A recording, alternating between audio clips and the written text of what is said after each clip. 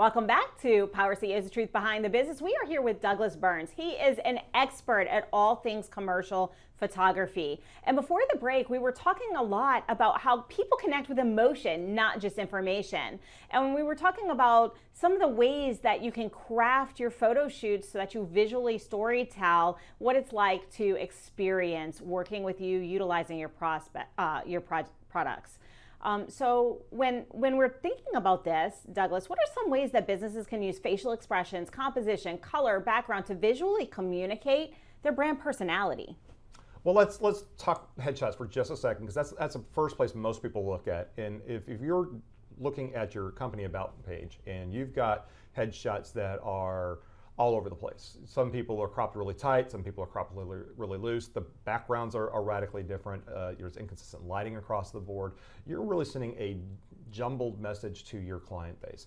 The first thing to do is to simplify that and give everybody a cohesive look. And if you work with a professional photographer, they can help you create that. In my studio, I'm often talking about virtual backgrounds, so that we're talking a consistent background across everybody's image, and that we can, because we're talking virtual, we can incorporate brand colors very, very easily. That's a great place to start, is make everybody's headshot consistent across the board. That will make your brand look more consistent and eliminate visual confusion. And so while we're on this, like, there's so many things. Headshots are one piece of this. Promotional images are a part of this, but PR. Why do all of these different images matter? We see brands using one headshot across every platform on social media. They're using the same sort of images across the board. Is this something that we should be doing? Should we be thinking about it differently on different social medias, or what does that look like for us? So I'm a big believer in, on the social media side, keeping your headshot consistent across all platforms, right? Because it's part of your look, it's part of your brand. You will, of course, I've got this nice 6-inch long beard. I tell everybody, just look for the beard. It's going to be hard to miss. But having that consistency across the board, especially if you've got a unique look, if there's something about your face, your personality, your wardrobe that speaks to you. If you're someone, there's a lady here in town that I did a session with, big on these funky glasses. It's a big part of her personality. Well, guess what? Every time she put her image up there, it was the same glasses across all platforms, so that there's that consistent branding. We know immediately, hey, that's Jennifer, different Jennifer. But we know that's Jennifer every single time. So having that consistency across all platforms, especially since if you're using your headshot for marketing purposes. Now, if it's a PR image, that's something entirely different. PR images can include headshots, but oftentimes we're talking half-length, three-quarter-length body shots, a variety of poses depending on the PR message that you're trying to present or you're trying to produce. If you yourself are your own brand, let's say you're a solo practitioner, like yourself, Jen is the brand in your case, then having a variety of images that speak to that brand that you can utilize in different places across the platforms, in different places on your website, in different places on your marketing and sales material for PR purposes. If you're sending out a press release and maybe you need to send an updated press release, you pull a second or third image that you haven't sent out before. That's a great place to utilize additional imagery and when we're talking individual portraits and individual shots. And I believe you have a book that adds more value. Absolutely. And that people can have. How can people learn more about this? So Face Value, How to Supercharge Your Business Utilizing Headshots. I wrote this book because a lot of people ask, how do I dress? How do I prepare? And so this is a good primer on how to do that. It's available on Amazon for anybody who's interested. But it gives you some tools to work with on how to dress, how to prepare yourself from the day before, how to work with a professional photographer, as well as some additional tips and tools. Once your headshot's in the can, how you can utilize your headshot across platforms. But I'll tell you another thing that you can do is how you can utilize headshots in your business to generate leads. And it's not just your own personal headshot that's doing that.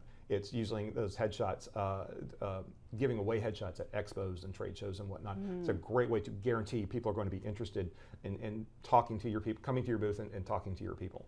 So, well, let's dive into that just a little bit more, because as we think about this, we're thinking about telling a story that's driving our leads, for example, through a marketing campaign, and identifying that, hey, this is the solution. These are the people I want to work with. They share my values. This is the kind of company culture that I want to spend my dollars on. So what does that look like?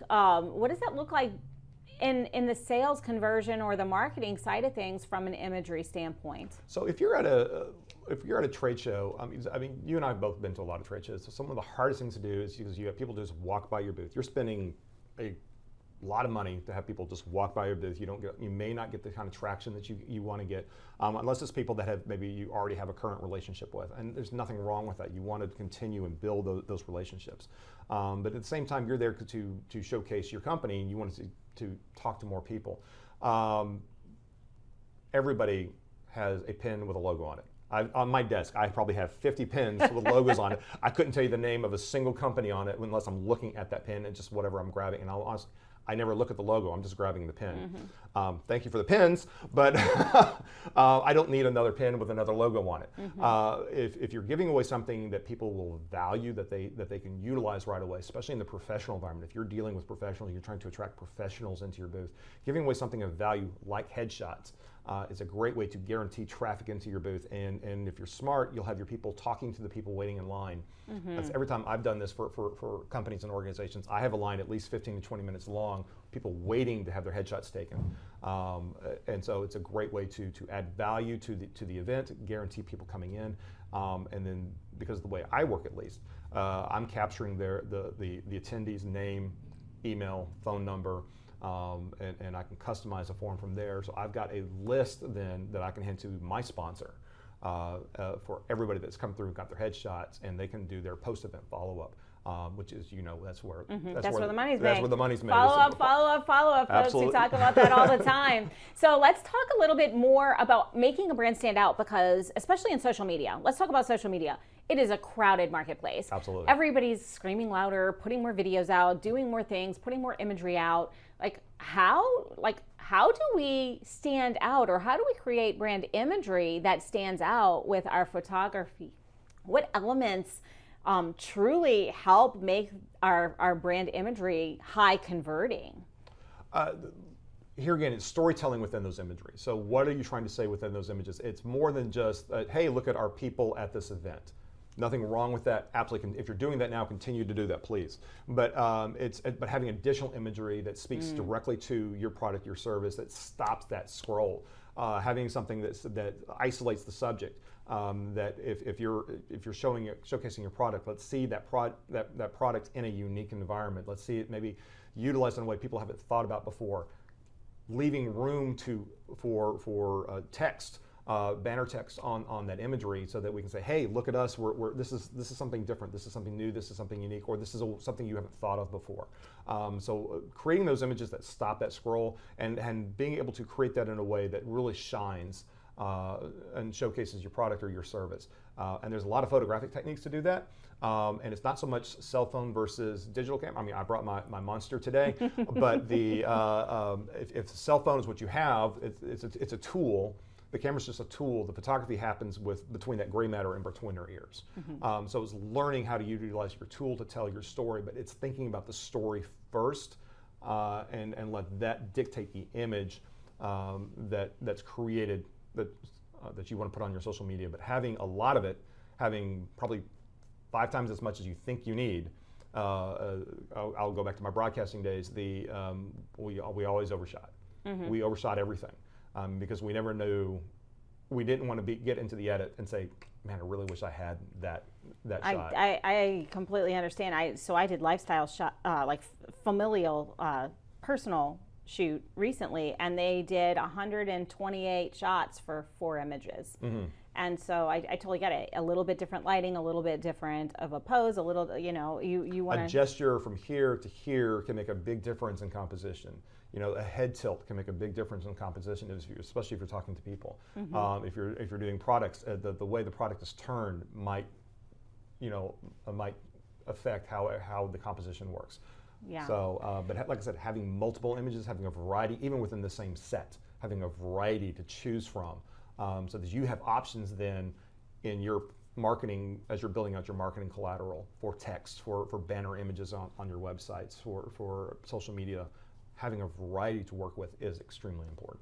And folks, I don't know about you, but I've learned so much here. We've had other photographers on in the past, but we haven't ever dove as deep into how do we think about this strategically. What I'm getting, if you're not getting this at home, is when you think about your brand photography, your next headshots, your PR sessions, whatever you're looking at doing in order to uplevel your business, you have got to get with a professional, someone such as Douglas, who can help you plan this out. It's a strategy. We are strategically planning out the storyboard. We're storyboarding our business. You know, a lot of people know storyboarding when we talk about, you know, making a movie or putting out content from an educational standpoint, but we're actually having to storyboard the client journey so that we can then have the photos that we want that are going to actually tell that story and connect, whether it's emotionally or see the gap, if you will, that your product or service is providing. So